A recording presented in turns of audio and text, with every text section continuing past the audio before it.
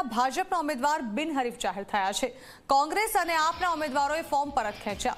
Ward number 2ના કોંગ્રેસના ઉમેદવાર કટારા પ્રેમલબેન બાબુભાઈ, આમ આદમી પાર્ટીના સીમાબેન હરેશભાઈ ધડુક અને બોરીચા કાંતાબેન કનુભાઈએ ફોર્મ પરત ખેંચ્યા છે।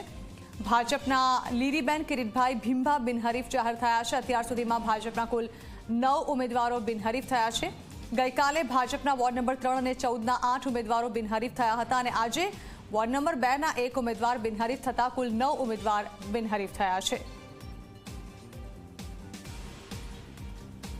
વોર્ડ નંબર 2 માંથી કટારા પ્રેમલબેન બાબુભાઈ કોંગ્રેસમાંથી, સીમાબેન હરેશભાઈ ધડુક આમ આદમી પાર્ટીમાંથી, બોરીચા કાંતાબેન કનુભાઈ આમ આદમી પાર્ટીમાંથી આજે જૂનાગઢ ભારતીય જનતા પાર્ટીની વિકાસની રાજનીતિ સાથે જોડાઈ અને પોતાના ફોર્મ પાછા ખેંચેલા છે, જેનેથી લીરીબેન કિરીટભાઈ ભીંબા વોર્ડ નંબર 2 માંથી બિનહરીફ જાહેર થાય છે।